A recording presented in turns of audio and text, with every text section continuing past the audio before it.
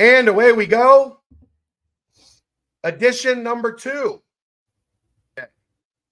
of the BCJ podcast, brought to you by the Holy Grail, right here on BearcatJournal.com. You know the drill. Get down. If you're at the banks, if you're not at the banks, go to the banks.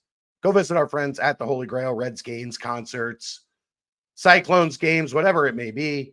And while you're there, pick yourself up a Cincy Light, because every Cincy Light you buy at the Holy Grail, an extra 50 cents will be donated to the Cincy Reigns Collective to sponsor NIL for your Cincinnati Bearcats. Support those that support us and our good friends at the Holy Grail. All right, let's get this thing rolling. Hi, David. Hello. It's been a long day. Yeah. Been a lot going on. We had a one of my favorite episodes ever at lunchtime today with none other than former Bearcat legend Derek Wolfe, a legend that probably isn't talked about enough in Bearcat lore, just how good he was while he was here at Cincinnati. Right. You got to watch a little bit. What was your takeaway? If you haven't seen it, it's on the live feed or the live tab. It is there. I am putting it in podcast form now. Didn't have a chance to do that earlier because I had to leave as soon as we were done. But what'd you think? It's good, entertaining. Touched on a lot of different topics, put different parts of his career from recruiting to coming to UC and why he came to UC. I thought that was, he had some good stuff to say there, and the stuff that he's given back now to his high school, and talking about Brian Kelly, Butch Jones, the NFL, threw Paxton Lynch under the bus big time. Threw him under the bus, ran him over, backed up and ran him over again. I wasn't even getting in the way of that one. But no, it was entertaining. I still have a little bit more to finish, but yeah, I enjoyed it, and hopefully he's someone that could potentially get back on again, or see where things go. The beauty of Wolfe is he's such an interesting dude that I think we could have him on 5 times and not even come close to scratching the surface on all of what he could offer. Yeah. Did you guys talk about his Rogan appearance, or did you just talk about the mountain lion part of the?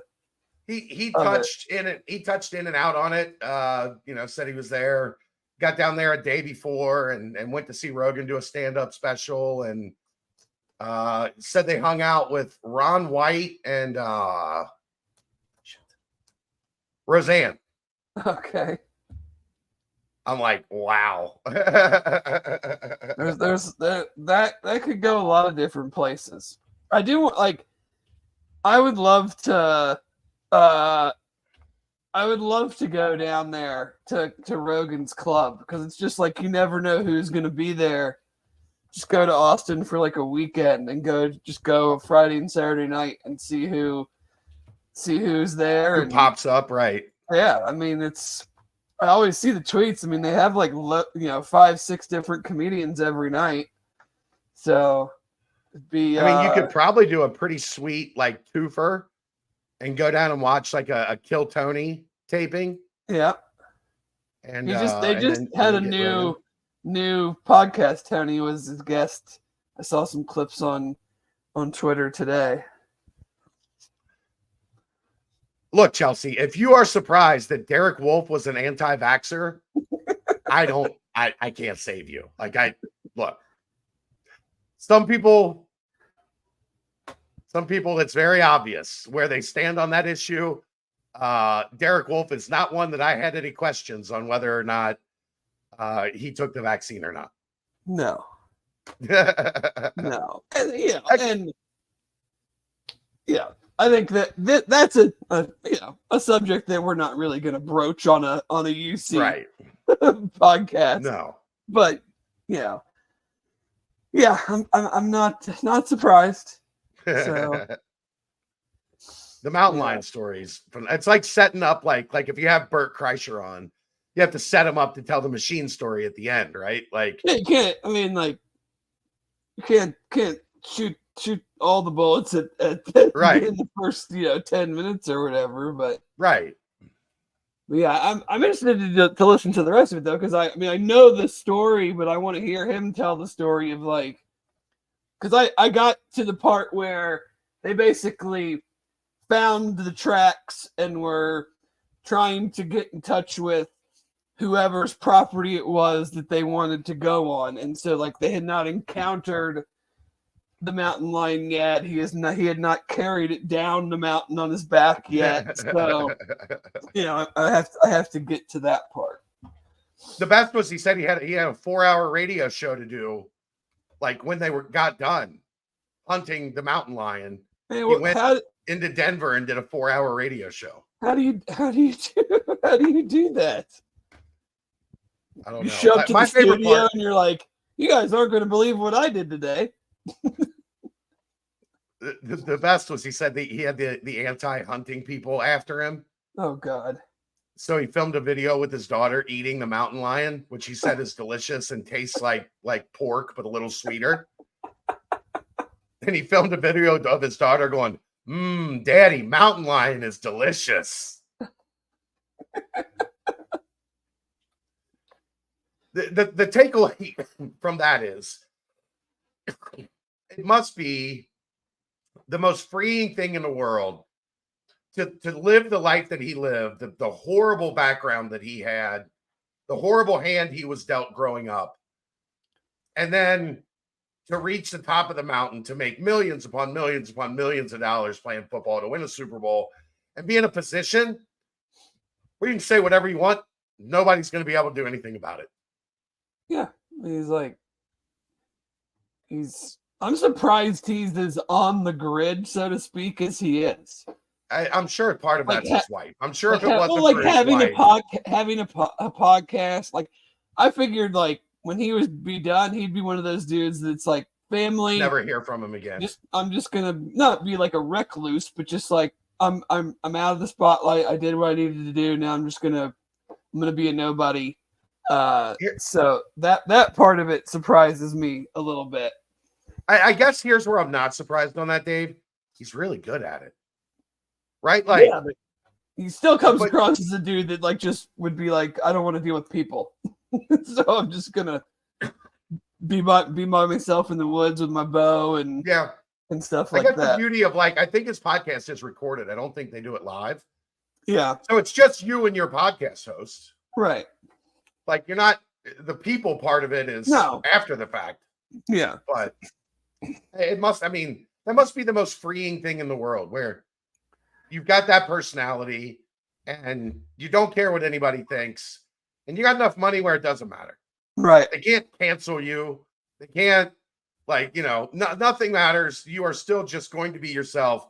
There's not a damn thing anybody can do about it. No. It's lovely.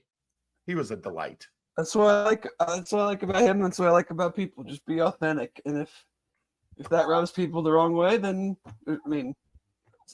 so be it. I can relate. I think we both can. I was going to point out to people the other day, like when the Eminem hysteria has fired back up. And back up, I think it's just like continuous, isn't it? Well, I mean, it died down. Everybody said he fell off, and then the new song comes out. I mean, it's absolute. It's just straight fire. Right. The funny thing is, it was like a lullaby based on the stuff he put out when we were younger. But least surprising thing ever, Dave, Eminem and I have the same birthday. Oh, okay. Yeah. Yeah. No, it reminded me of all the stuff like when I was in school. All the Dre and Snoop stuff and Shady's back and all the. It was cool. FCC trying to cancel. I saw something on Twitter where somebody like went through and found all the all the, I don't know what you call it, throwbacks to the old video. Yeah. Of But yeah, I've listened to it a lot of times. A lot. I agree. Me too. Yeah. I can't wait for the album. Halloween. Let's go. Is that when it comes out? Yeah. It's an ode to Harry Houdini, who died on Halloween at 52 years old, and Eminem turns 52 on October 17th. 52. That seems wild to me. Like I still think of him as like 35. Right. No, 52. I mean, he does have a daughter that's already graduated college. So I mean, you have to be at least some age to do that. All right. You want to talk some Bearcats? That's what you paid me for. So summer workouts are open, Dave. There are no little birdies. Oh, the birdies are gone. Somebody opened the cage. The birdies flew off. The NCAA rule book. PETA will be thrilled to hear that the birdies are no released. longer. Yeah, Bearcat Journal released our flock of birdies. Yeah. I'm just allowed to go to practice and workouts and talk about it now. Well, so I was talk there. About it. They had 2 sessions, which is, especially in June, they do this a lot. They break them up, and some people will find this part interesting, Dave. First off, we will not be talking a lot about workouts on the podcast going forward. That information will be on the board. But this is kind of a sneak peek, since it was the first one that I've been to this year. First one I've been to in years, Dave. I haven't been to them in years and years and years. What about for our reading challenged members? How are they going to decipher all this? They'll have to join BearcatJournal.com, 60% off right now. There you go. And have somebody read it to them. That's right. 60% off. For how long is that going for? That runs through the 11th. So, all right. So you got about next Tuesday, week, I guess. Yeah. So 60% off. That's where most of these will go. When I get to go, there will be reports on workouts on the board. We'll touch on it a little bit on the podcast, but for the most part, this will be message board content. But today it really wasn't a whole lot. It was a lot of shooting drills, a lot of, what you expect for the beginning of the summer program, which is skill work, dribbling, passing, things of that nature, getting guys getting guys in the right reacclimated, as I think reacclimated that the experts like to use. It's a reacclimation process. Week 1. But the first group was the guards and wings, which was Day, who did a lot of the shooting stuff, didn't do a lot of the ball handling and passing stuff, just working him back slowly. But he was cleared to be out there and shooting and doing the stuff early in the practice, which is a good sign for his rehab, for his ability to be ready. Like Wes said, they expect him to be ready by the middle of the summer program. So July. Yeah. Day, Jizzle, Hickman, CJ Frederick, CMOS, and Dan Skillings. That was the first group. The second group were the forwards and the big men, which there were 7 of those. Josh Reed, Dylan Mitchell, Arrington Page, Aziz Bandago, Rayvon Griffith, Tyler McKinley, and Tyler Betsy. Any surprises with that alignment? Not really. Say if I had one surprise, it would be CMOS with the guards and wings and Rayvon with the forwards and bigs. Yeah. Yeah. Not that it's surprising, but I still expect CMOS to play a lot of 4. Yeah. Skill development wise. See, that's the thing, is like you could turn around whenever the next event and change it. Yeah. And sure. It could be opposite. They're just working in both. Those guys could be working in both groups. Right. So that was day 1. They started out each session with shooting drills, going baseline to the wing and back on 3-pointers. Did you chart mid-range. the shooting of all the players? No, but I did get a pretty good look. The group that won the most in the guards, the guards segment, guards and wings. Want to guess? No, you just tell me. Connor Hickman and Jizzle James. They There you won go. 4. I think they had 7 of them that they did in the guards and wings. They won 4, and then CJ Frederick and Dan Skillings won 2. Okay, well that equals And 6. then- So who won the? There was a 7th. I forget who was. Okay. I think Day was down in that corner with. I can't remember. It was all the far opposite corner of where I was Yeah. sitting, so it was the hardest one to see. And then on the bigs, the forwards and bigs, there were 7 of them. So Tyler Betsy was paired with a manager. They did 6 shooting drills, and Yeah. Tyler Betsy basically won 5 of 6 by himself.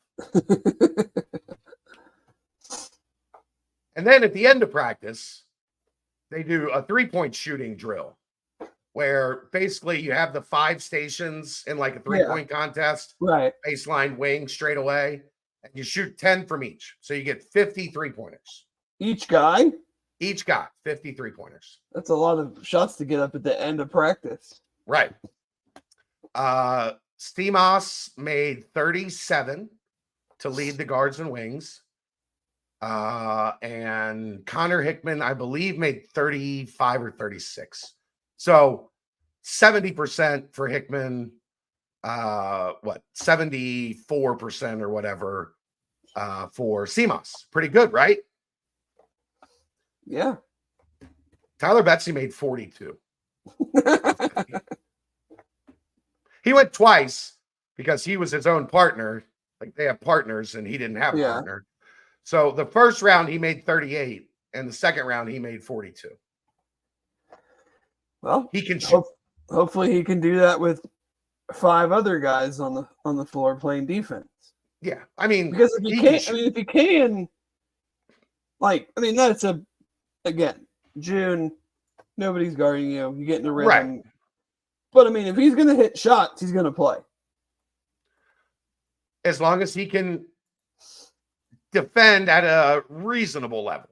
Right. But I mean, like, if he's that good, you can stick him out there for a couple minutes at a time, try to get him a couple and see what happens. And then if he doesn't hit him, then you take him out because, the longer you leave him out there, the bigger the liability he'll become on defense. Sure. But I mean, if you put him out there, with 13 minutes left, as you're getting close to the 11-minute timeout, and he knocks 1 or 2 down, that's stealing right there. And then you put your starter or whoever back in, and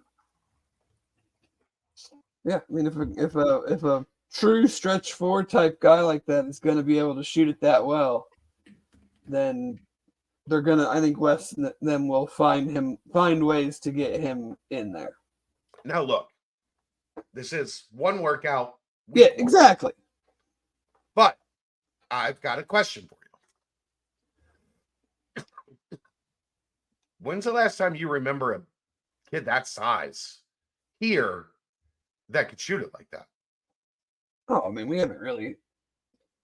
Have we really ever had a guy like that? I mean, Gary eventually got there. Yeah. Kyle shot it pretty well. Trey shot it pretty well. Not like, they shot it well. I would say Kyle more than Trey would hit the wide open top of the key 3. Yes. But they were not, I would not categorize either of them as shooters. No, they just were guys that developed their jump shot enough to be like a pick and freshman year. There's no way they were like Trey would even be allowed to take those shots, let alone be in a position to make them. Right. So no, I don't really think that there's been anybody who fits that mold, who has the potential to, again, maybe be a contributor because of that element of their game, if the rest of it can just not be disastrous. I mean, if you're going to just trade opportunities, then, Wes isn't going to probably risk that when he has a lot of other options. Yeah. So, but if he can play adequate defense, or they can figure out a way to hide him a little bit, I know that's definitely be easier in the non-con than the Big 12. Sure. Sure. But again, like I said, it's hard. I mean, it's hard to find dudes like that can really, really shoot it. So it's, I think coaches are going to be more willing to take that chance of a couple minutes here, a couple minutes there. Yeah, I would say the only thing that raised my eye a little bit is he's a little bit slow to gather. So he catches and then kind of resets at his chest and then gets into his shooting motion. His shooting motion is pure, but he doesn't have that quick, like if you watch CMOS, if you watch Hickman, if you watch CJ, right, they're quickly into the shooting motion. Yeah, they're also 4 and 5 year dudes that have had their shot worked on for years by people who actually know how to fine tune a shot, a jump shot. But that's the good part of it, Dave. Is all you have to do is fine tune his jump shot. The rest of it, his release, where he gets it, where he's shooting from, the angle, it's all repeatable. You can tell it's something he's worked on a lot. Like it is a very natural stroke. If he plays much, right now he's probably like a standstill driving. Someone drives and kicks to you, and you have the time to do that. Where, especially when CMOS got hot, coming off those curl screens and just firing, like that's probably not where he feels comfortable right now. But I don't think that's where they would ask him to contribute. Right, you're not putting that in for a freshman. No, you're coming in, stand in the corner. Jizzle's going to drive. If nothing's there, he's going to kick it to you, and you're wide open. Knock it down. Yeah, move on. Here was what kind of caught my eye the most about what he did on those 2 50-shot trips around the arc. He didn't really have a cold spot. Like a lot of shooters. I mean, if you make 42 out of 50, you probably don't. You also could have gone 3 for 10 on one rack and made everything else. But I mean, he looked natural from all 5 spots. Like when you look at Dan's shooting chart, there is a definite, he can really shoot it from here. And there's a definite, you do not want him shooting from there. Yeah, for sure. That did not look to be the case with Tyler Betsy. And he had a disgusted look on his face every time one missed. I'm guessing he doesn't miss a whole lot. I was impressed with his shooting today. Especially to win that contest, like the first one, to win 5 of 6, basically by yourself. Right. Okay, big fella. Okay. So that was my initial impression of Tyler Betsy. Cincinnati wants to know, do we think we see Wes let Mitchell try to show his 3-game a little bit this year? A little bit. I don't think he will have a complete red flag, but based on what I saw today, there's a reason he hasn't attempted many threes in college. Now, do I think he can knock down flow of the offense, rhythm 3, somebody, guard drives? jump stops, kicks it to him, he gets a wide open look. Yeah, I think you could see him be a more effective version of like what Vic tried to do last year. Yeah. I don't think you're going to see him hunting those shots quite like Vic did, but I think if they're open, he will have the green light to take them.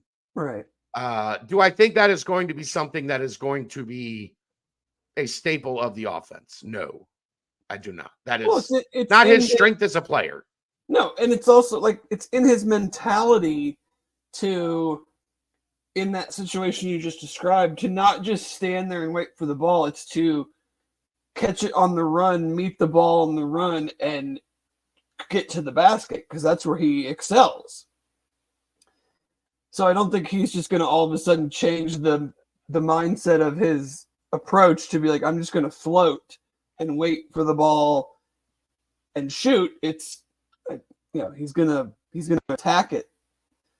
Right. So I just, and again, this team seems to have two of everything. Like, will he take a couple more than he's used to taking? Probably, but they have guys to do that. Like, well, he's taken 8 in his college career, Dave. 8. I mean, I bet he takes, I'll set the over-under this year at 15.5. I would go over. My guess is it's somewhere around 1 a game where the ball finds him in the offense, like in a position to shoot. Now that'll go down if he can't hit it. Sure. Obviously, because then they'll just say, hey, stop we doing don't need you to take it. Keep moving the ball. We don't need you to take that shot. But I would guess around 1 a game is probably, I'll go in between where you are and where I am, 0.75. 3/4 of a 3-point attempt a game, Dave. And if he can shoot around 30, 32%, I think that's successful. Yeah. D'Antonio Wingfield, Crypt Keeper, as somebody that shot threes at that size well. Yes, he was also a guard. He was built like a big guy, but the game of a guard. So not quite in the same ballpark as Tyler Betsy, who is, I mean, people talk about him playing the 3. I would need to see a lot from him this year to play the 3. Maybe it's something he develops as time goes on, but year 1, I think he's a stretch 4 pretty specifically. I think he's, this year, very, very overmatched defensively if he's trying to play the 3. Yeah. Especially in this league. I saw him draining 3 after 3 at the combine. Probably has that in his game. Would you say him hitting so many threes at the combine just shows the talent level he's at? I mean, I think some of it is that. Some of it is you're unguarded. Like, it's just catch and shoot threes. That's why I said, like, if it's anything, I think you'll see him be okay to catch and fire on a kick out or something like that, but not create a shot, like, try to make something happen off the dribble or coming off of a screen as like part of the offense, like you talked about. Like, I just don't think that's what we're gonna see. No. And it's the combine, like it's practice. You'd be surprised at how many threes guys that can't shoot make in practice unguarded. It's like, you go play a pickup game and you're like, oh, that guy can't shoot. Well, he can't shoot against high major Division I athletes, maybe, but he can shoot against you. Or like you're a driving range golfer. Right. Like the guy can hit it 300 yards on the driving range. Yeah. But then you put him out on the golf course. Different story. A little bit different sometimes. Yeah. So yeah, that's Dylan Mitchell. He is explosive, man. Like, they had one drill where it was a passing drill, but the last guy to get it, shot fake, drive baseline, and dunk. And he had 2 or 3 of them where he just like, oh, okay, we're doing that today. We don't need to go through a big brain crunch on it, but like with Day-Day, Jizzle, Dan, Mitchell, Aziz, Arrington. Is this the most athletic team we've had in a long time? Because mixed teams were never like super Well, Nick's athletic. early teams were super athletic. Yeah, because and didn't have a lot of skill. right. And then his later teams, when they were into the American, he went more skill. Yeah. Troy, Gary, Kyle, Jaron. Yeah. So, like, I mean, I guess like if Cash wouldn't have gotten hurt, those teams with Cash and Darnell Wilkes and Rashad Bishop and Deion Dixon, Park was pretty athletic, like not crazy athletic, but like athletic enough. This is like a super bouncy team, though. It should be, yeah. There should be like those guys were good athletes, but not like didn't have like the explosive athleticism that like Mitchell, Dan, Day, Aziz. I would say Wilkes did, but that was for sure Wilkes did, but he didn't have the skill that that these guys also seem to have. Like Well, I mean, the thing that kind of strikes you is the balance. Like when you walk in the gym, they look the part. Mm-hmm. They look. I mean, especially when you get those 7 forwards and bigs on the same place at the same time. Like, okay, that looks like a high major basketball team. Yeah. And then the guards and wings, like, you know, you get a little bit more skill in there, especially you've got of the 6, you've got Hickman, CJ, and CMOS. Well, yeah, you gotta throw in the whites.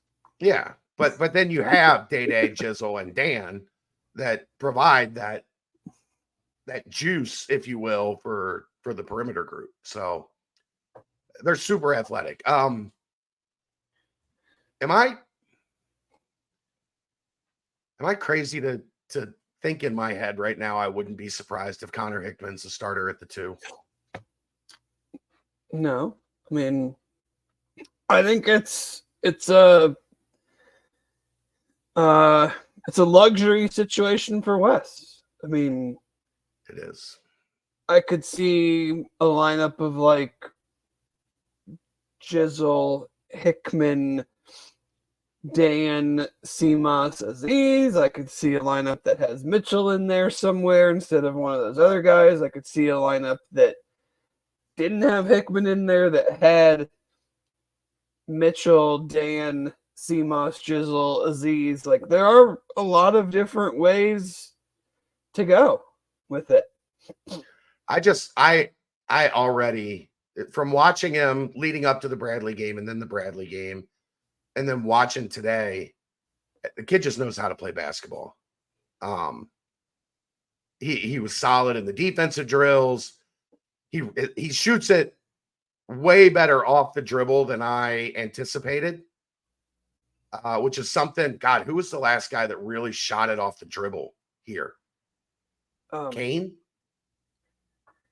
I mean, his junior year, he didn't really shoot it that good his senior year. Well, you're right.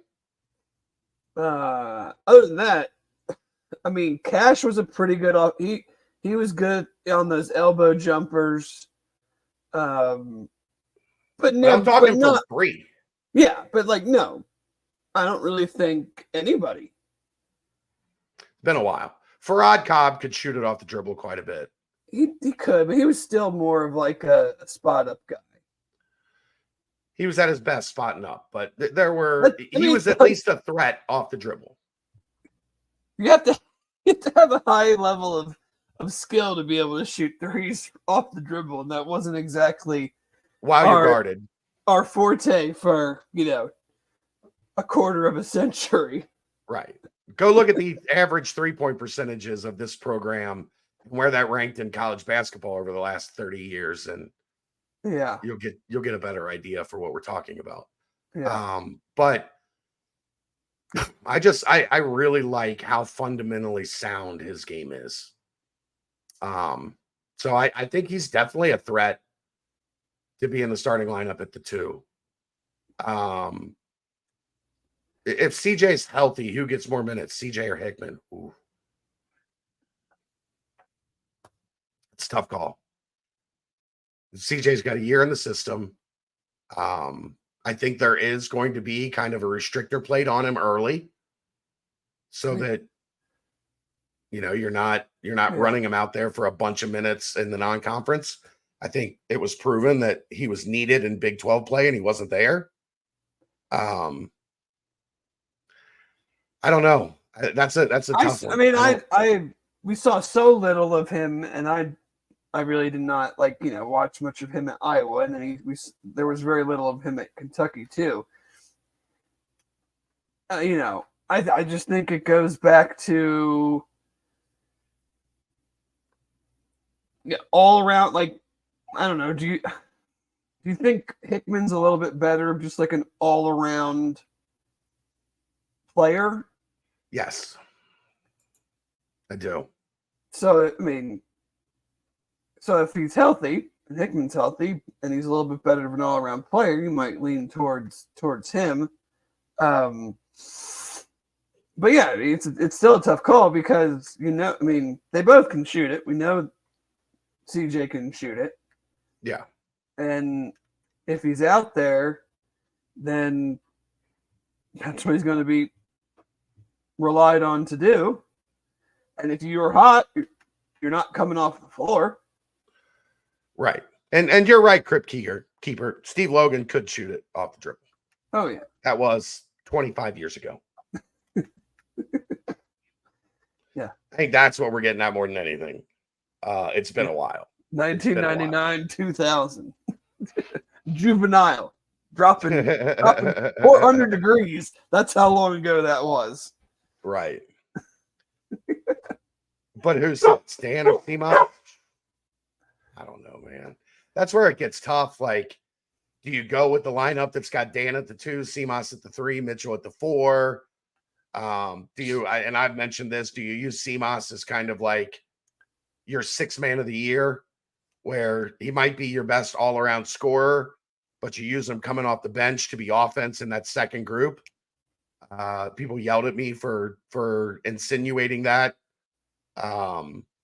But it's happened before. I mean, on June 6th, I would lean towards bringing my shooting off the bench, because if your shooting starts the game and they are cold, you dig yourself a hole when you have the potential to dig yourself a hole when you make your first subs, because those are not typically your offensive centric players. Right. So I would, again, very, very early. I've not seen any of these guys play basketball this year or this upcoming season. So, I mean, I would think, personally, I would look at Jizzle, Dan, Seamas, Mitchell, Aziz, with Hickman and CJ coming in off the bench, instant offense in CJ's part. Hickman, a very solid all-around player. And having that second unit that can come in and potentially, increase the pop that the starters gave you. When other teams are giving starters breaks and inherently taking a step down, because most teams, I mean, a lot of the Big 12 teams do, but even them are not going to be like, yeah, we're just going to roll in 2 dudes that shoot 45% from 3 at the first Right. first TV timeout.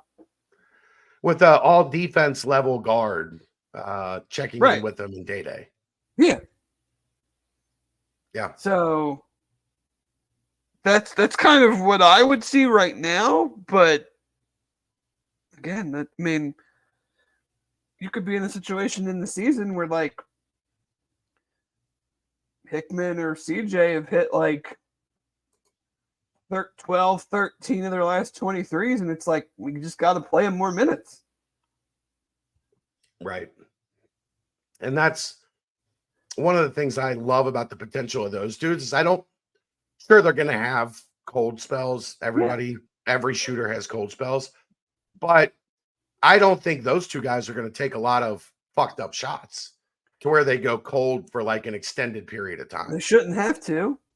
And Right. they're career good shooters. Like, how often do you see like guys that shoot it well 3-4 years all of a sudden back it down like 8% over an entire season?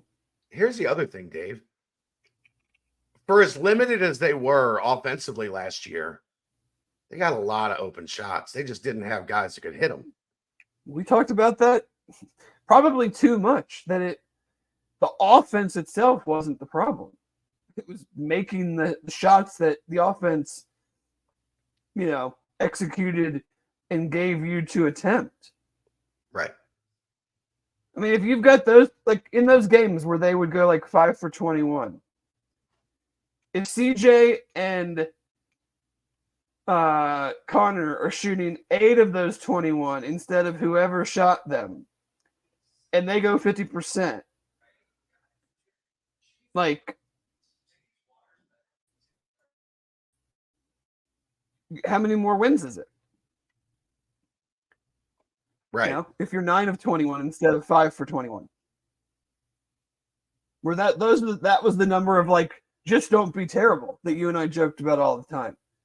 Right. Like, you don't need to be top. Be bad. You don't even need to be top 50. Just be bad. Right. Just be bad. Just don't be terrible. So like 9 for 21 isn't like a great percentage. It's like 40% probably, right? Like something around there. It's not anything crazy. Right.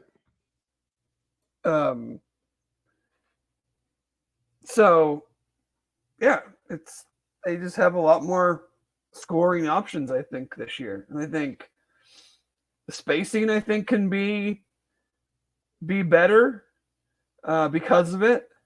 Not that it was terrible before, but I mean, if you're going to play those guys, it's very hard to play help defense with that type of shooting on the floor. But then you run the risk of getting blown by Jizzle and Day-Day. Sure. Or, I mean, Hickman can put it on the floor. CJ might not be the one that's going to get it all the way to the rim and finish, but he can attack a closeout, get to the mid-range, and make a great pass.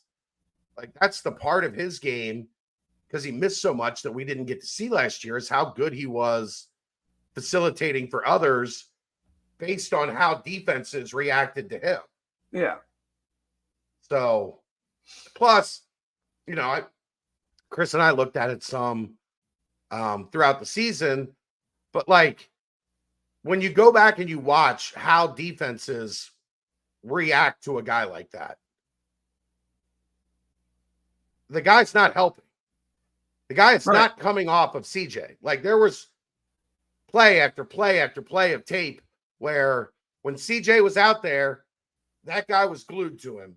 And the minute there was somebody else out there in that spot, all of a sudden they're 5 feet away, right there in help position. Mm-hmm. So,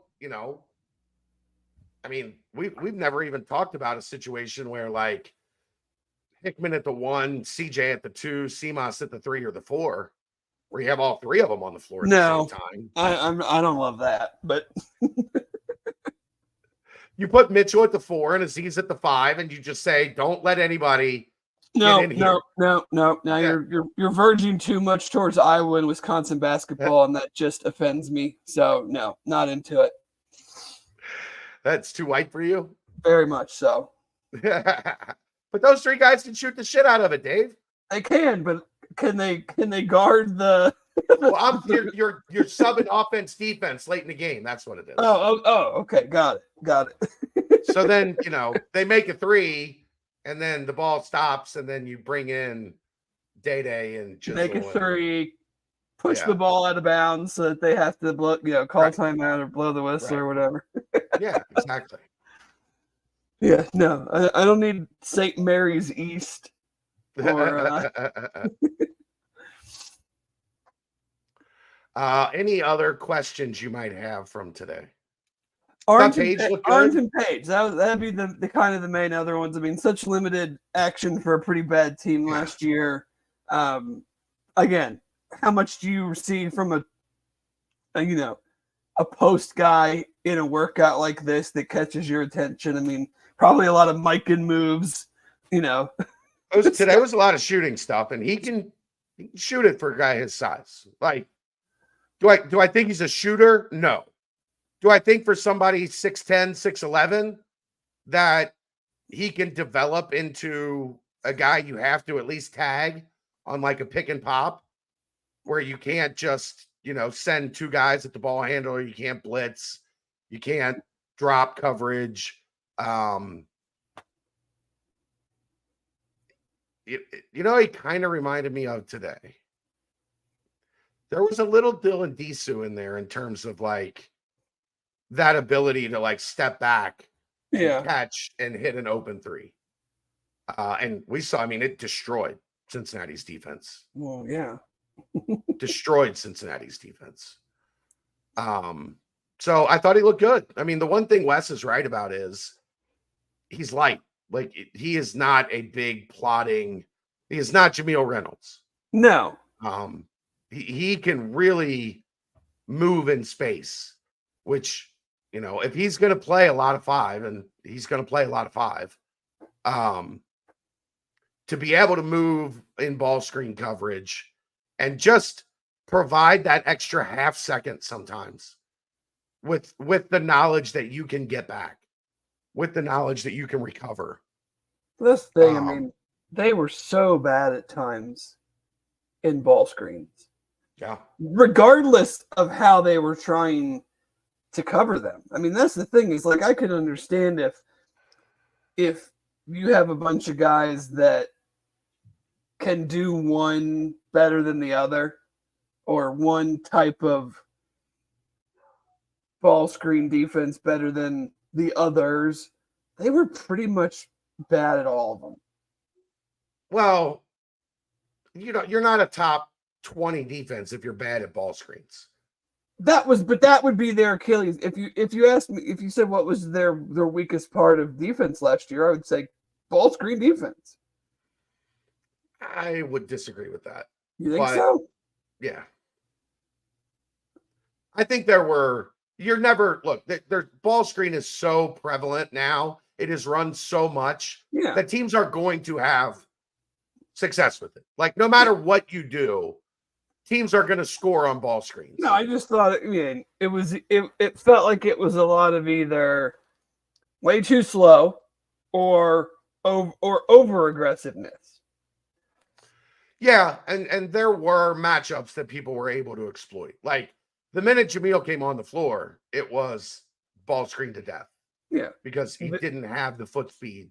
And Vic had whatever things were going on with him that I think obviously contributed to that. He was not good. He did not have, which was a shame, because he had been a good ball screen defender up until he just kind of vanished. Right. The interesting thing will be they are not going to have somebody like John Newman. Like, look, I think Dylan Mitchell is going to be a really good defender. He is not a guy that you are icing every ball screen with. Like, he's like big. Right. Well, especially like really digging in 30 feet from the 30 feet from the basket, jumping, like I said, jumping that ball screen. Like, because if he tries to do that far out, he's probably getting beat, and you're in a 3-on-2, 2-on-1 type situation. Right. He's an inside the 3-point line really good defender. Yeah. Wes loves icing ball screens. It is going to be interesting to see. Yeah, but who are you doing that with? Right. That's what I'm saying. Is Dan that guy this year? Okay. Not as of June 6th. Not as of the last 2 years. Day is that dude. But he's usually the guy. He's usually the guy getting screened. Well, that's how you ice ball screens. Well, I thought, For those that, and I know I talk about this a lot, and I know there's a lot of people that don't know the intricacies. Icing a ball screen is essentially the guy guarding the ball jumps. flips the screen over the top. Yeah, kind of like So tries to avoid getting hit. Mm-hmm.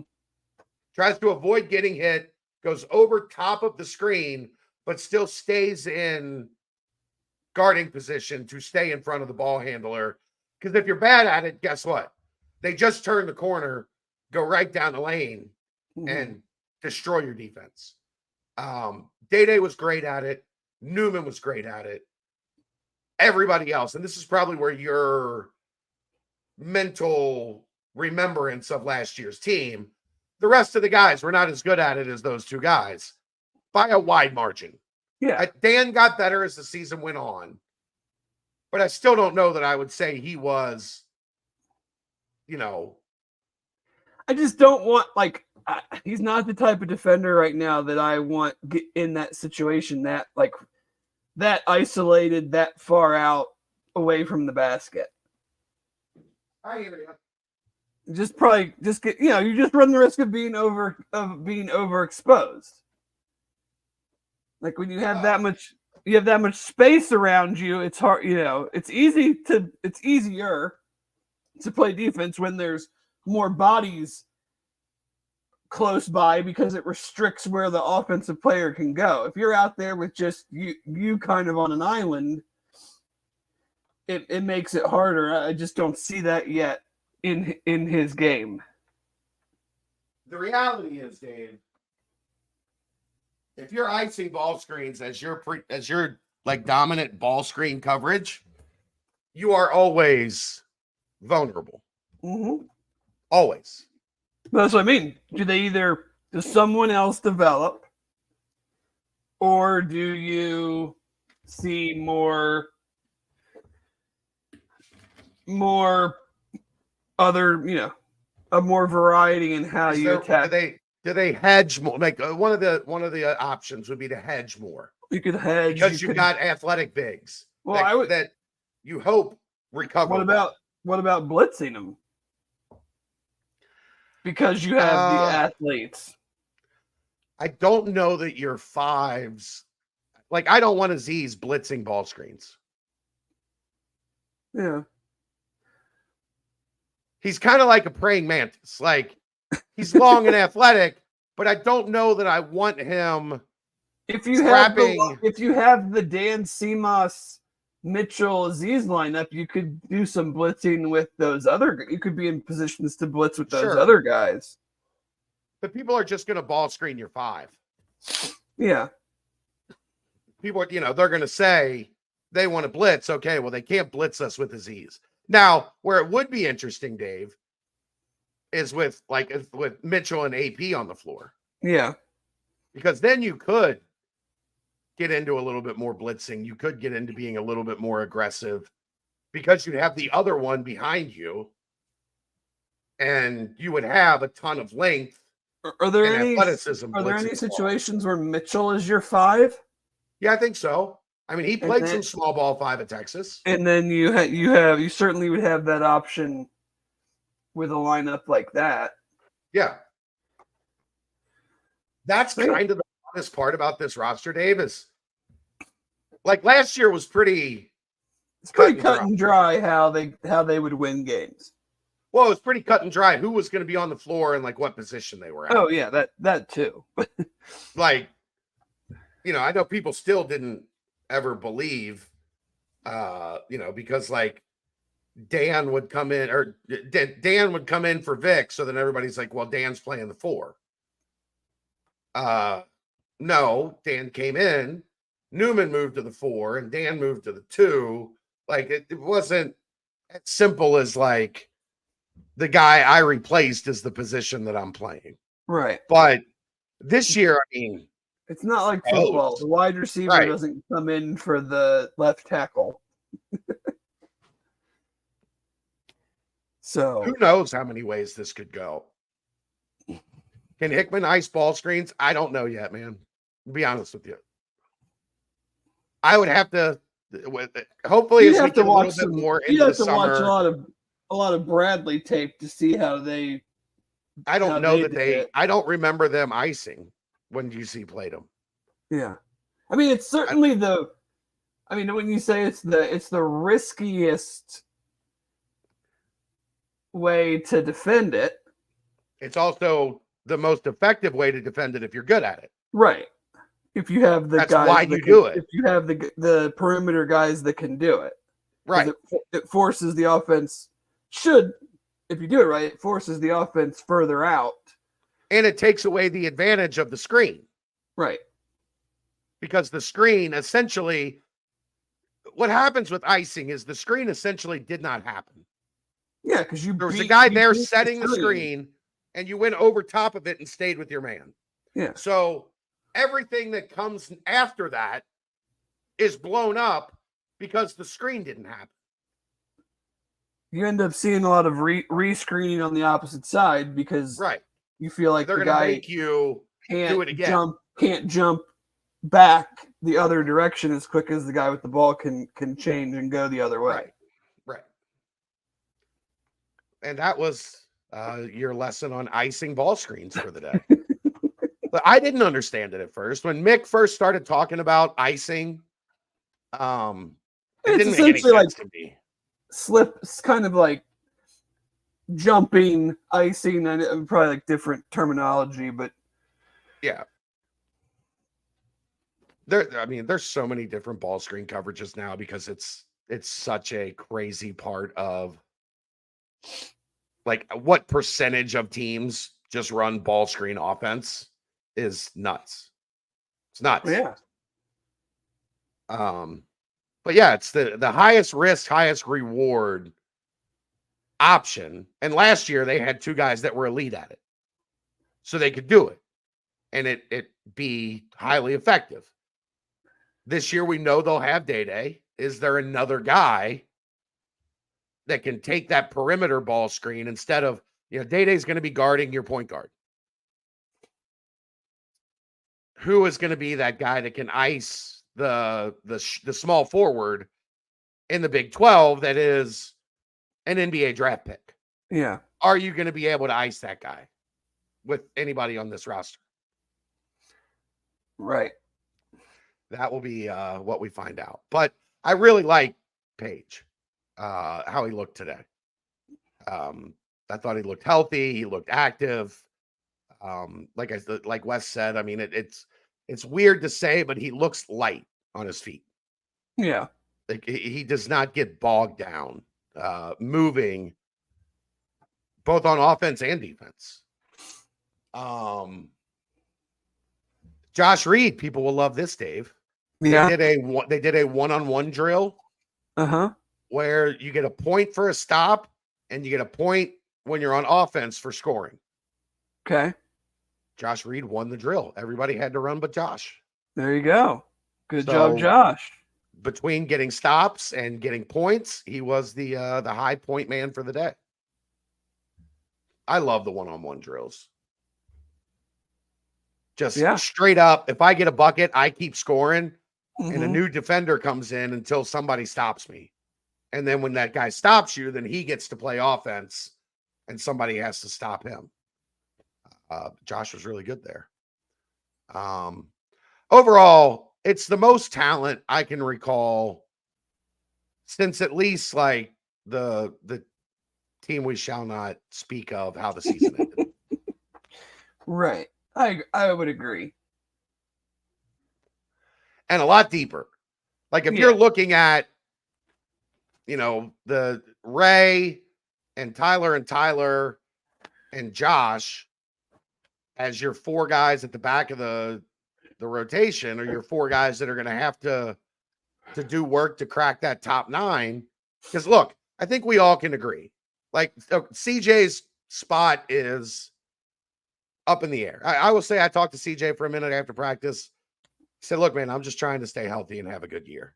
Like, he's very humbled by where things are at for him and understands his body's going to have to hold up or it's not going to work again. So I think you can kind of put him back there with that group, but Day, Jizzle, Hickman, Dan, Seamoss, Mitchell, Aziz, AP, And I feel like I'm missing one in there. I think you got it. I thought there was 9 that I really had like penciled in as like these are your top 9.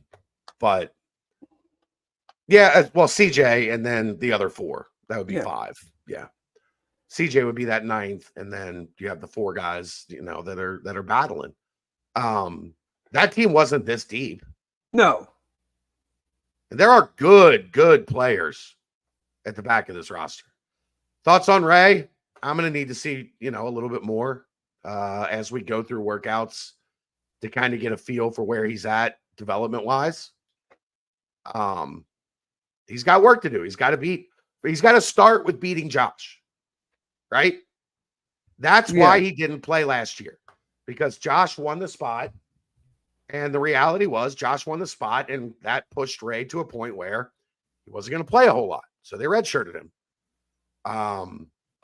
He's still got that goofy corkscrew on his three-point shot, which means rebounding, defense, like a lot of the other intangibles are going to have to push to the forefront. And that's what June and July is for. That's what building a body of work over these 8 weeks is about, so that the coaching staff trusts what you've added to your game. And there wasn't a whole lot of defense today. Like I said, they did the one-on-one stuff, but that's not team defense. That's not really indicative of anything that matters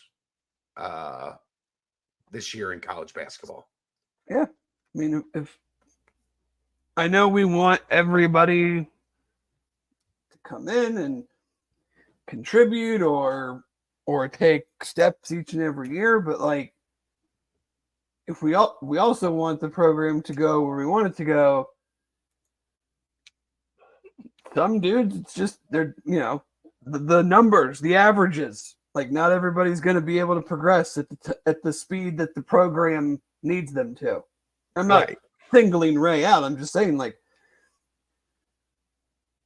you want, fans want it now. The transfer portal gives it to you now in some respects, and I don't think people are going to sit there and go, yeah, like, we liked him coming in as a freshman, and now he's a junior, and he's really still not good enough to contribute on a team that is a second weekend type NCAA tournament team. Like, got to go find guys that are that.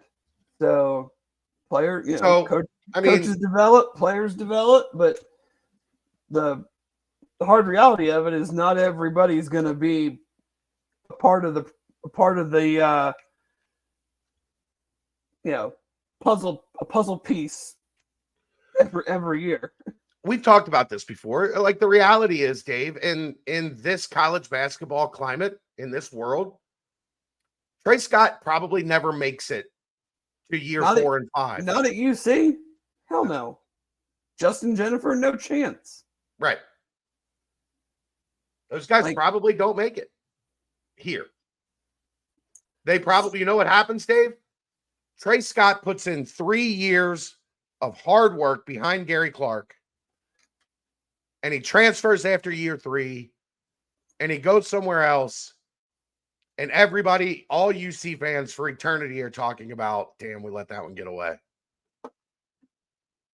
It's like, no, you didn't let it get away. No, but that was, in that climate, that was kind of normalized. That a guy wasn't gonna, especially with Gary Clark in front of you, but a guy wasn't gonna just all of a sudden have the light turned on. He was a lower rated guy. He had a lot of work to do on his game. He did it. And then by year 4, when it was his time, he was ready. But man, if you don't produce if you're at the end of year 3 and you haven't done anything yet, they're going to go to the portal and recruit over you. Probably maybe after year 2. Oh, yeah. I mean, how many dudes are getting, if they're not in like the top 7 or 8, how many dudes are getting to year 3 at the school that they started at? Right. It's not a big number. No, I don't I don't think it's probably a single percentage number. Yeah. Yeah. Steven, Seamoss has had new shoes since he had foot problems 4 games into last season. He does have new shoes now. That's about all I got. I mean, just an hour on summer workouts. That's about all I got. There you go. Let's timestamp it. Timestamp brought to you by Turtles Brew. 0 sugar, 0 carbs, gluten-free, bourbon-infused sweet tea, flavors. Lemonade tea, strawberry mint, cherry lime, raspberry peach, orange vanilla. There's 100 locations, over 100 locations throughout Ohio.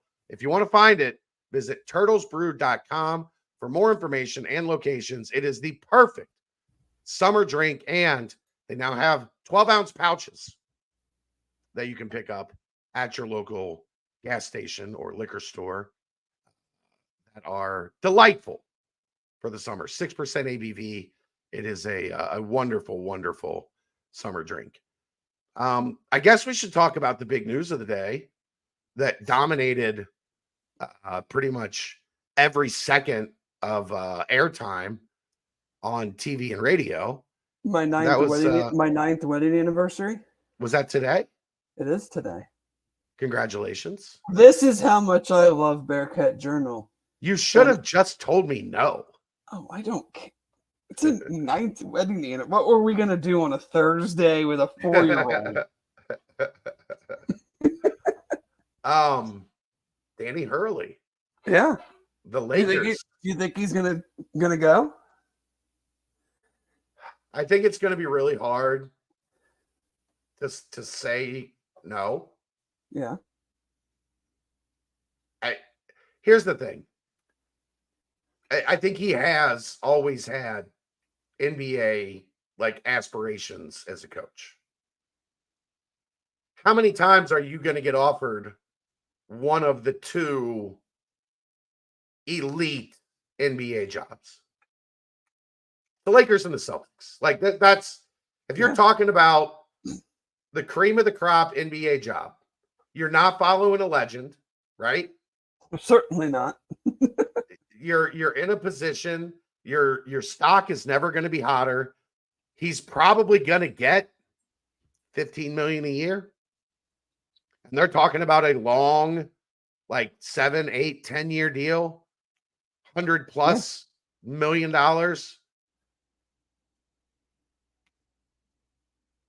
How do you say no? How do you say no? I'm certainly not. I mean, no. And coaches don't think this way. I think this way because I'm not a coach and I'm just reading it from the outside. But it's like Danny goes to the NBA, and I think he's a great coach. I have no idea if that is going to translate to winning titles at the NBA level or not. But say it doesn't work out. How many coaches or how many schools are firing their college coaches to try to hire him? Hire Danny Hurley, right? No, he's not thinking that because he's not thinking, well, sure, I'm going to take this job because I know if it doesn't work out, I can just go back to college. That's not like their thought process. But why wouldn't you? You're not 65 years old. You're 50-something years old. And if you coach 5, 6, 7 years and it doesn't work out and they buy you out of all of the rest of the monies, you could still go get a really, really good college job, I'm sure. Yeah, because the last time you coached in college, you won back-to-back fucking national championships. Right. Like, I also don't I've seen some things that it signals like a major ridiculous bad thing for college sports. I'm like, why? So stupid. Like because the 2 national championship coaches, like Jim Harbaugh, been trying to go back to the NFL for 4 years, and just happened to finally win a title at Michigan and then go to that wasn't a surprise to anyone that follows the NFL. It doesn't tell me anything negatively about Michigan or college football that Jim Harbaugh chose to go to the NFL versus staying at Michigan, coming off a national champion. Already been a wildly successful NFL coach. The unknown with him was not unknown. It was not really unknown. You know exactly what you're getting. He's going to be there for 5 or 6 years. He's going to wear out his welcome. They're probably going to do really good, and then everyone will get sick and tired of him. Right. And they will fire him, or he will leave, and maybe he goes back to college. Maybe he doesn't ever coach again. Him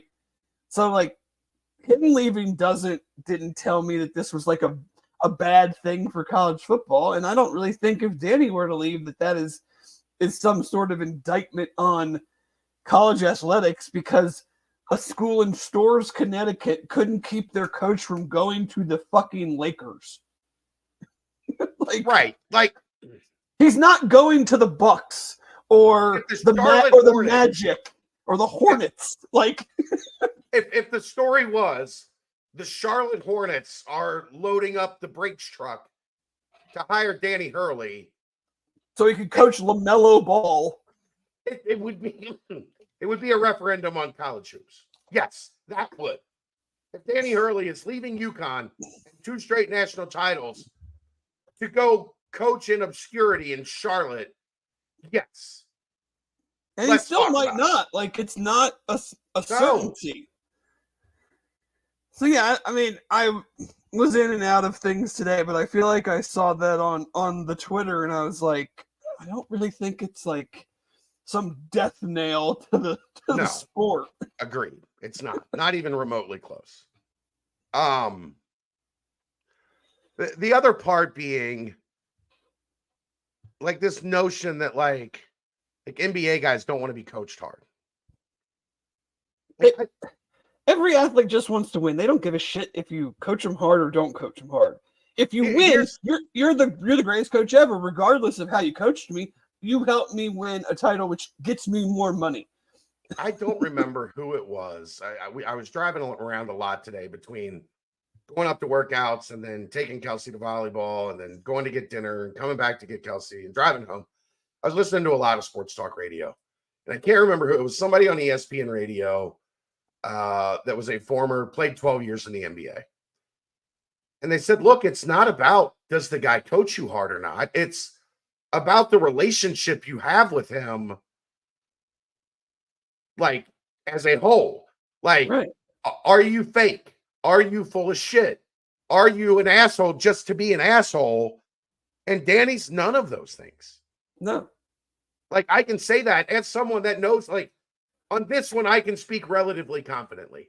I know Danny well enough. I know what he's about. His guys love him. What? And it's funny to hear it coming from Cincinnati fans, because guess what?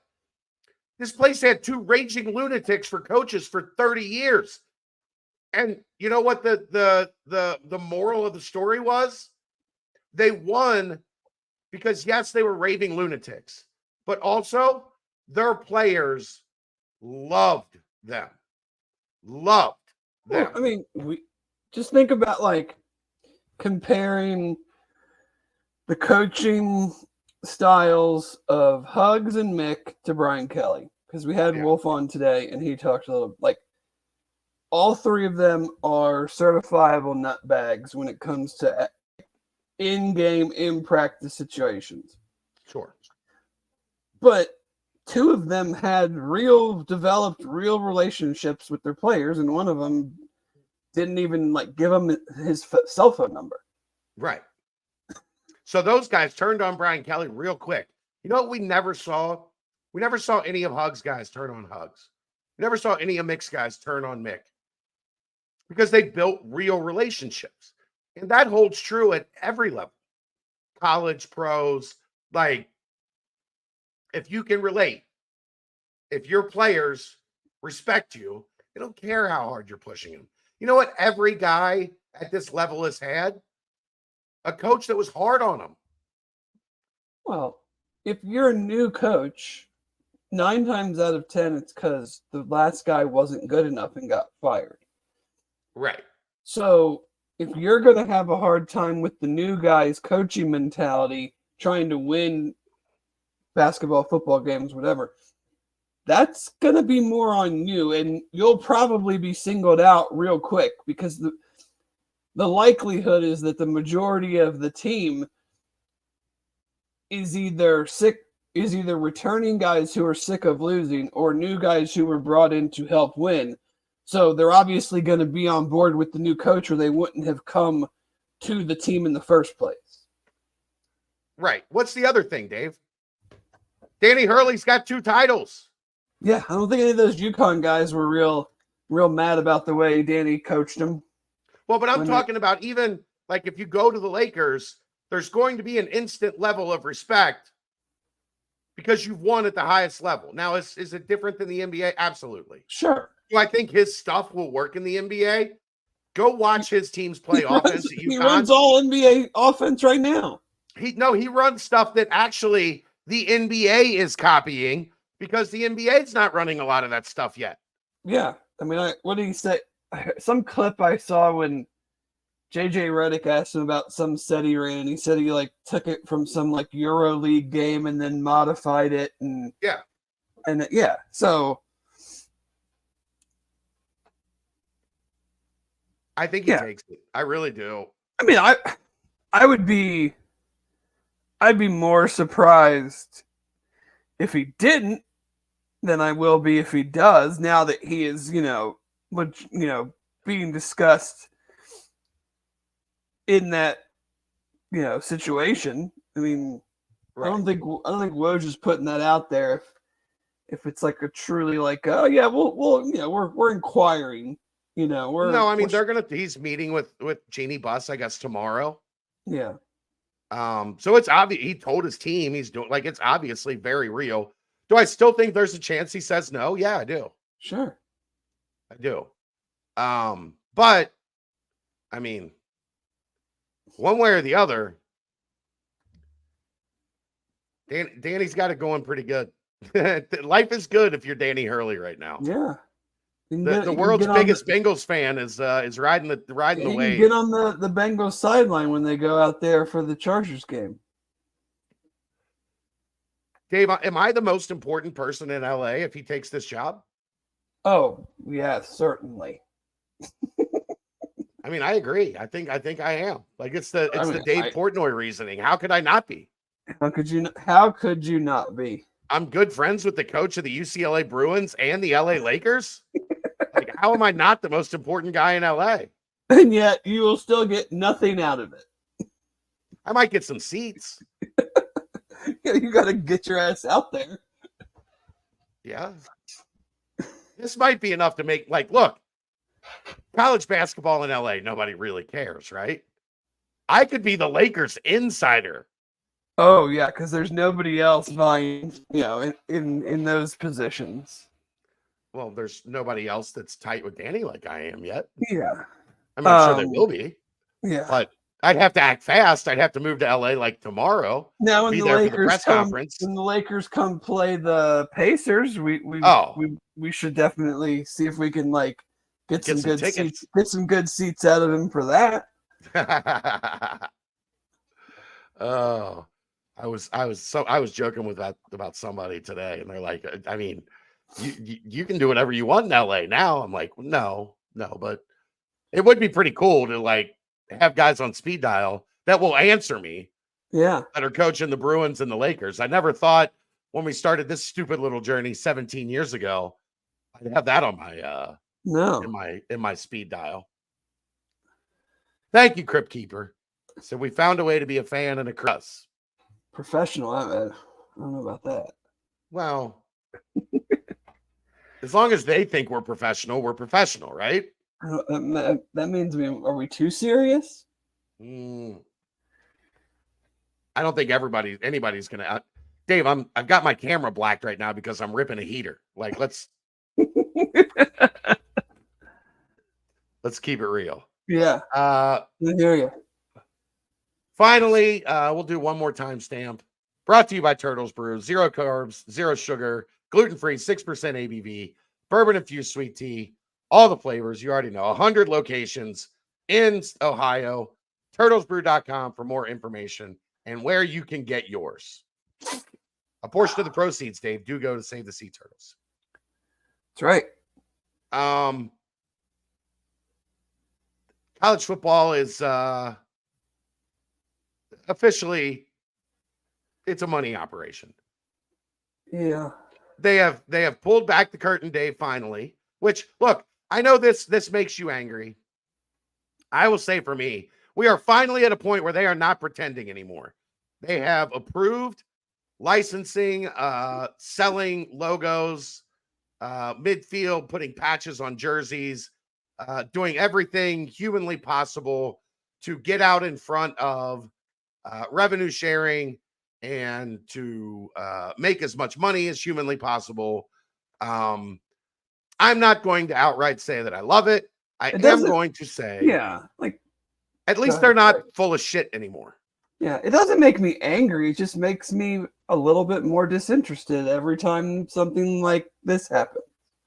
Because I don't care. Like, great, you're gonna put logos on more stuff. Whatever, fine. Make more money. Do what you got. Do whatever you feel like you got to do.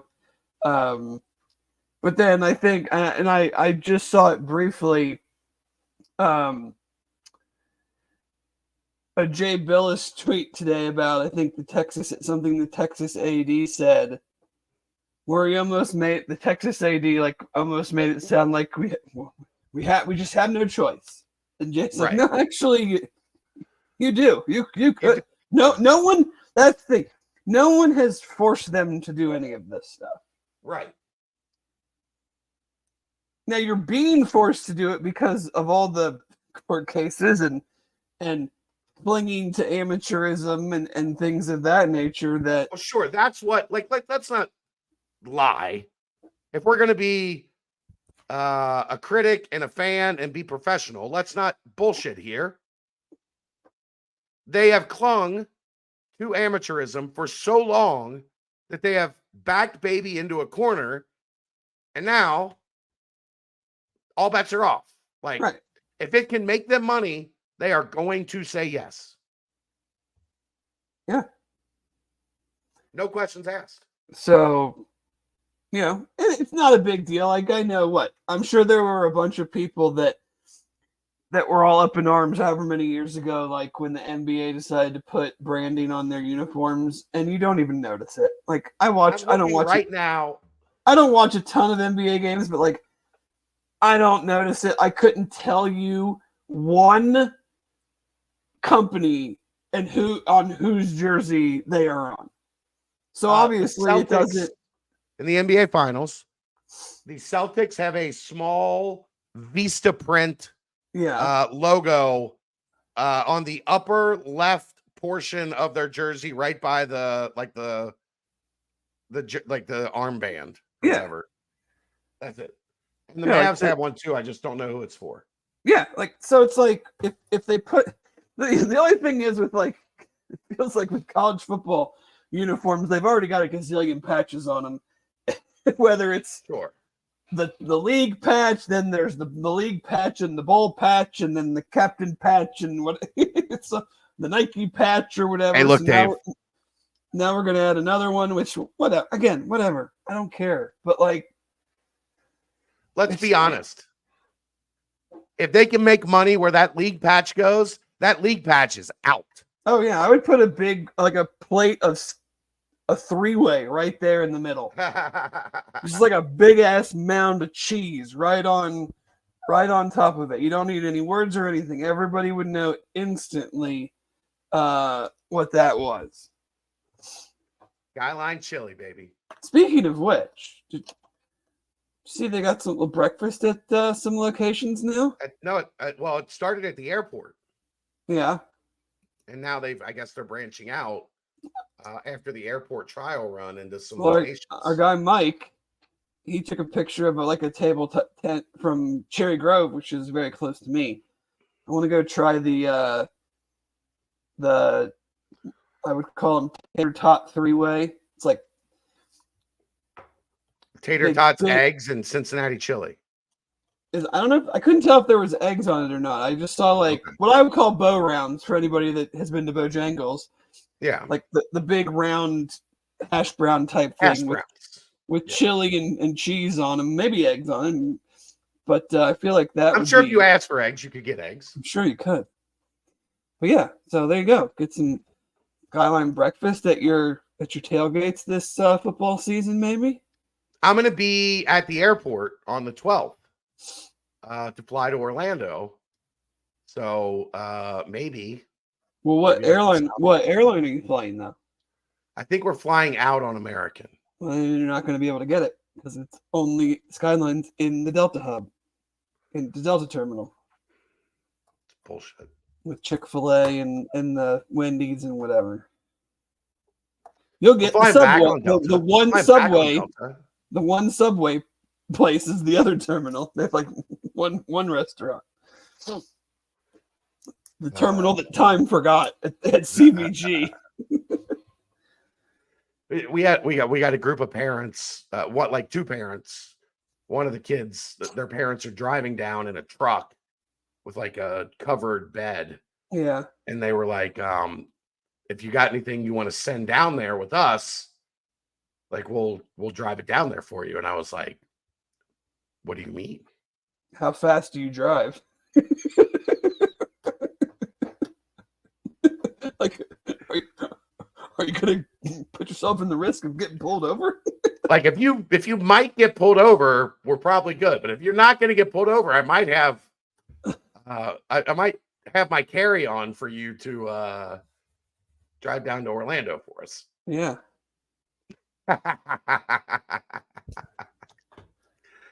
Oh, brother. All right. Well, I don't really have anything else. Do you? Not really. Got some official visits this weekend. I'm sure we'll get more into that. They did have 5-star 2026 tight end from Utah on campus today for I don't know if they had camps today or I don't think they did. Or just a visit. Obviously being recruited by everyone and their brother. Sure. Probably doing a tour of several places, and but still. But Keegan's got the list of visitors this week up. I will of course be tomorrow at some point posting everyone's favorite game of over under. Guess how many people from this week end up committing. Seems like they maybe got a couple guys from last weekend. Nothing official yet. June is a monster now because kids have learned, like, take your visits. Go take them. Yeah. You might have a favorite, but go see some places. Mm-hmm, and now I don't think a lot of fans realize the number of, like, it used to be you could only take 5. Now you can take as many damn visits as you want. As many schools will bring you in, that's how many visits you can take. We're still, I think, like, we've talked about it too before. Like, I think you're seeing all the visits in conjunction with the fact of, like, you really just don't see visits in the fall anymore. No. They're too busy. Staffs are too busy. Not in the official variety for the coming class. There'll obviously be tons of 2026 guys, and there'll be some 2025 guys that they're coming unofficially to check things out. They're the 2 linemen in this last year's class that they went on more as their senior year, and that will definitely still happen. I mean, Zach is pretty. He talked about it. They're pretty staunchly still tracking guys as they go through their senior year. By the way, you and Keegan did a great job with Zach last week. I appreciate that. I don't know how my voice is not back yet, but because you talk a lot, so you don't give it a chance to heal. I know. But it's close enough. It's close enough that I feel like my old school hip hop heads, I feel like DOC when he went through the windshield and cut his vocal cords. And You don't remember the $20 sack pyramid, Dave? I don't have any idea of what you're talking about. I don't know who DOC is. I don't know anything about pyramids other than the ones in Egypt. He was with NWA. He was a big time rapper. Got it. And then he went through the windshield of a car and cut his vocal cord. And then he sounded like this. So he slit his throat, cut his vocal cord, but didn't bleed out. No, they rescued him. They saved him. He's still alive, I think. I think the DOC's still alive. But then they had him on a game show on the Chronic, 2001, called the $20 sack pyramid. And nobody knew who it was because it didn't sound like the DOC. It sounded like me right now. Sound like the smokers that put the thing up, the box up to their throat. Give my weed, bitch. Give my $25 for the motherfucking swap meet. And only giant hip hop nerds like me are going to understand that reference. But I'm sure we have tens of them in the chat live listening right now. Sure. Also, a little house cleaning. The nightcap is going to be paused for a couple weeks. Aaron just had a baby. I'm getting ready to go to Orlando for a week. There's a joke there that I would tell privately, but I'm not going to. The nightcap makes us a lot of money, Dave. But we are going to pause it at least for like 2 weeks until I get back from Orlando. And then we'll pick it back up. There's just, if there's anything big that happens or anything super interesting that happens, we will do an episode. But we're not going to like scramble right now because obviously Aaron's got a 1-day-old. And I'm going to be at Universal Resorts in Orlando for a week. And, we're just going to hit pause. And we will bring it back. And it's not going away. Don't fret for all of our loyal Nightcap listeners. But we are going to hit the pause button for a couple weeks on that show. It will the BBP, George in the Jungle, this show will not be impacted, but the Nightcap will be back, I think, probably on like the 20th. So just wanted to give everybody a heads up on that so that we didn't overtax the staff and scramble and have content that really wasn't up to our normal standard. Right. Our normal, very lofty standards, Dave. Yes. I mean, we do have high standards to uphold here. But it will be back. It is not going away. It's just it's hitting pause for a couple weeks this summer. We have done like 5 to 6 nights a week for 2 years, 2.5 years now. We're going to take a little 2-week break and then we will bring it back. But other than that, you got anything else? No, I don't think so. All right. Well, I don't know what's going to happen next Wednesday. I'm traveling. There'll be something in this space. I'm not sure what. That's the BCJ podcast, brought to you by the Holy Grail, right here on BearcatJournal.com.